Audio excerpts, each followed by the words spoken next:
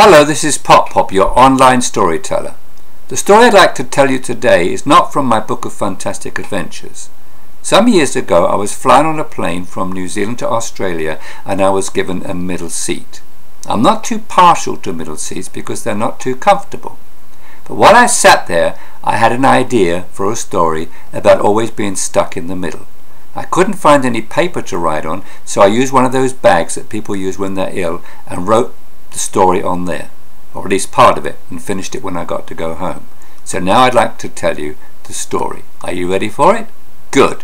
This is the story of Melvin Michael Middelton. Melvin didn't like his first name, so he used his middle name Michael. His mother had 3 children and he was number 2, so he was the middle child. They all lived in a middle-class neighborhood. There were 2 entrances into their neighborhood, and their house was exactly the same distance from both entrances, which meant that their house was right in the middle. They lived in the country town of Middelton in England. It was when Michael was at middle school that the family moved to Middlemarsh, a small marshy place in the county of Middlesex.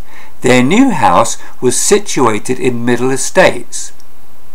There were 78 houses built on Middle Estates. There was Middle Row, Middle Deep and Middle Vale. Each had 26 houses. Their house was in Middle Deep and their house was number 13. So you guessed right. They were deep in the middle of Middle Deep, which was right in the middle of Middle Estates, in the middle of Middlemarsh. It was not a coincidence that they purchased their new house on the middle of the day, in the middle of the week, in the middle of the month of June, which was in the middle of the year. It was a 3-bedroom house, and Michael's bedroom was the middle one. Michael was fortunate enough to sleep in a large-sized bed, but he would wake up in the middle of his dreams, in the middle of the night, to find himself in the middle of the bed in a muddle. Why do I never end my dreams and I always wake up in the middle of them?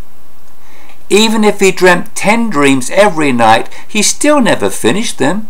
I guess that's why he woke up in the middle of the night, in the middle of his bed in a muddle, because his dreams never ended. It was when his father reached middle age, he was promoted to middle management at his job, so they could afford to go overseas for vacations. Every time they flew on a plane, Michael was always given a middle seat. Michael went to middle school and wasn't very good at his lessons. He always seemed to end up being in the middle of a muddle because he got distracted and meddled with things which were not his concern or very important. Whenever there was a fight at school or an argument, Michael was always found to be the one in the middle of it. Michael's family were churchgoers, but they only went on the middle Sunday of each month. They went to a middle-of-the-road church. There were 3 Christian churches in the town. The first Christian church, which was very large, the second Christian church, which was middle-sized, and the third Christian church, which was quite small. You guessed it, they attended the second Christian church, so they were back in the middle again. The services, which included singing and the sermons, were always middle-sized, not too long and not too short, not too good and not too bad. To be honest, Michael found that going to church was kind of boring and rather dreary. His family tried the second primitive church for a while, but it wasn't any different or better.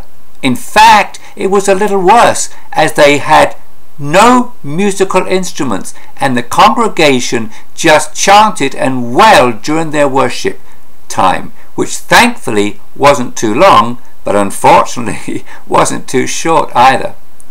Michael wished the sermons could have been real short, as listening to them made him feel very sleepy, and he struggled to stay awake.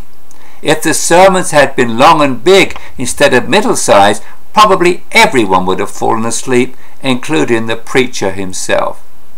The ministers from both churches were middle-sized men, not too tall, not too short or long, just like their churches and their sermons. One day, Michael went for a walk and got lost in the middle of a forest, and it wasn't until the middle of the next day that he found his way back home.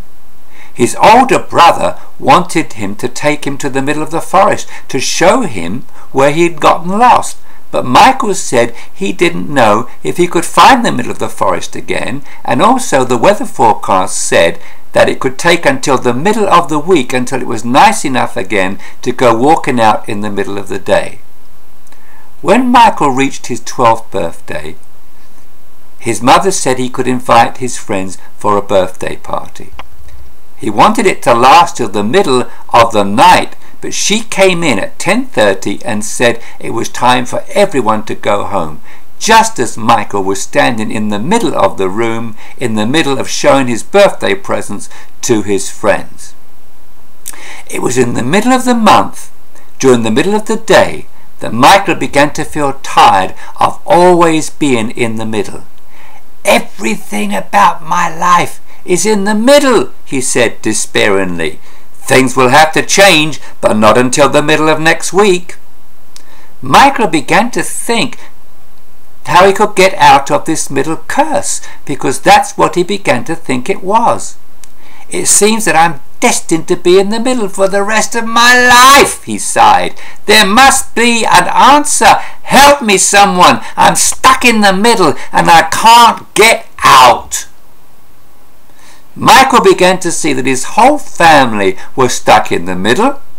Their name was Middelton, and their dad was middle-aged, working in middle management, and their house was in a marsh called Middlemarsh, in a middle-class neighbourhood in the middle of Middle Estates, and he seemed to be the only one who realised it. "I guess it's because I am the one that is really in the middle. I'll be leaving middle school soon and going into high school and then on to college, so I can't stay a middle Middelton. I need to be a first Middelton or whatever." After trying various ways of getting out of the middle rut he found himself in, he finally found an answer. It was in the middle of the next week that he woke up in the middle of the night, and lying in the middle of his bed he saw his answer.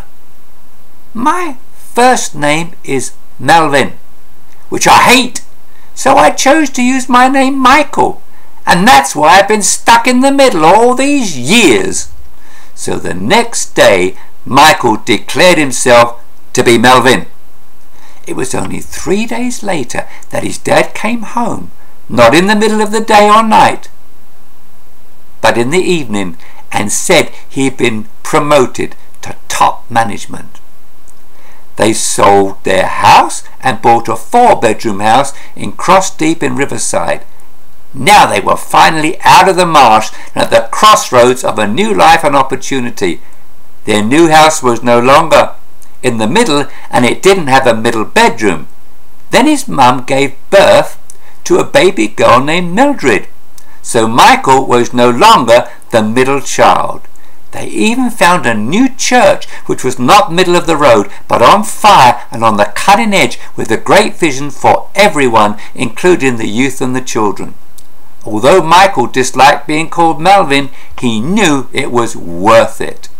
When their dad took them to vacations, Melvin no longer had to sit in a middle seat anymore because they could afford to travel business or first class, so Michael always got to choose to sit in a window or aisle seat.